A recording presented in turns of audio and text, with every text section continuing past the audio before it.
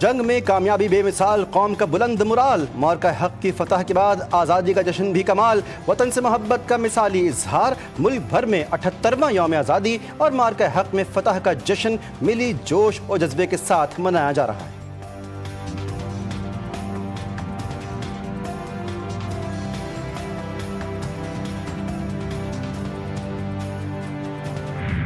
بھارت کے S-400 فضائی دفاعی نظام کو تباہ کرنے والے پاک فضائیہ کے پائلٹ کی خصوصی پذیرائی، ایوان صدر میں پاک فضائیہ کے افسر اور ونگ کمانڈر ملک رضوان الحق کو تمغہ بصالت کا اعزاز عطا کیا گیا۔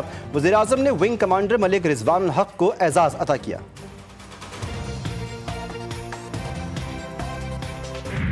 گلگت بلتستان میں بارشوں اور سیلابی ریلوں سے تباہی، ہلتی اور غزر میں خاتون سمیت 4 افراد جاں بحق۔ ترجمان گلگت بلتستان حکومت کے مطابق دیامر کے علاقے بونر میں 2 افراد سیلابی ریلوں میں بہہ گئے۔ بابو سر میں لینڈ سلائیڈنگ سے بچہ زخمی ہو گیا۔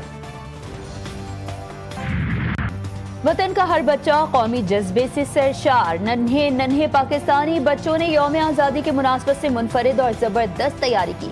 ملک کے ہر گلی کوچے میں بڑوں کی طرح ننھے منھے بچے کا بھی وطن عزیز سے محبت کا اظہار۔ بلوچستان کے دل گوادر میں جشن آزادی اور مورکہ حق کی مناسبت سے رنگا رنگ تقریب، بچوں نے ملی نغمے پیش کیے، خوبصورت پرفارمنسز سے حاضرین کے دل جیت لیے۔ موسیقاروں کا ملی نغموں اور دھنوں کے ذریعے وطن سے محبت کا اظہار۔ ڈیرہ بگٹی بھر میں قومی پرچموں کی بہار، چمن، سوئی، لرالئی، پشین، ہرنائی، نوشکی، قلعہ سیف اللہ، ژوب، سبی، کوہلو میں جشن آزادی کی تقریبات منعقد کی گئی۔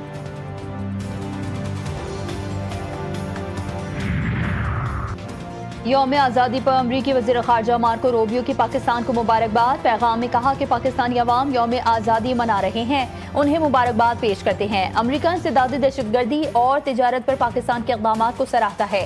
ہم اقتصادی تعاون کے نئے شعبوں کی تلاش کے منتظر ہیں، جس سے دونوں ممالک کے لیے خوشحال مستقبل کو فروغ ملے گا۔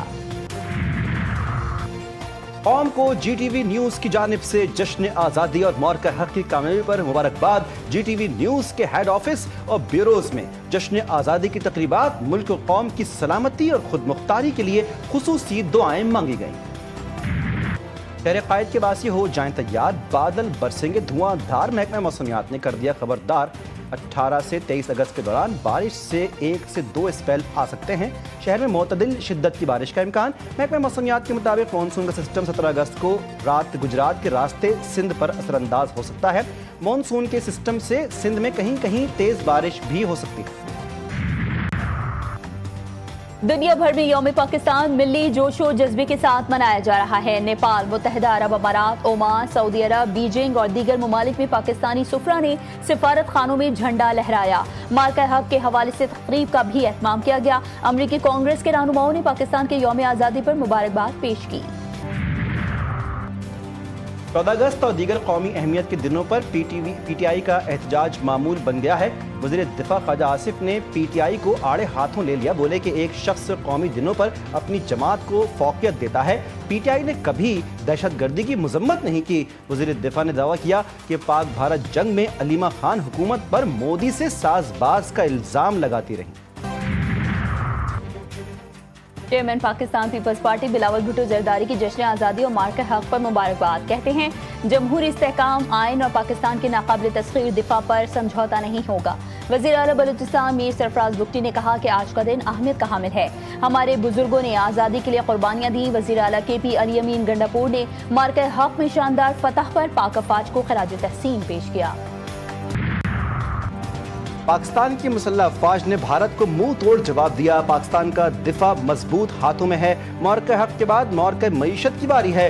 گورنر سندھ کی میڈیا سے گفتگو، وزیر اعلیٰ سندھ اور صوبائی کابینہ کے ہمراہ مزار قائد پر حاضری دی، پھول رکھے، قومی پرچم بھی لہرایا۔ Corps commander Karachi lieutenant general Muhammad Awais Dastgir اور D G ranger Sindh major general Shamrez کی مزار قائد پر حاضری، پھول رکھے، فاتح خوانی کی۔ تینوں مسلح افواج کے نمائندگان نے بھی مزار قائد پر حاضری دی۔ پاک آرمی، پاک ایئر فورس اور پاکستان نیوی کے چاق و چوبند دستے کی سلامی۔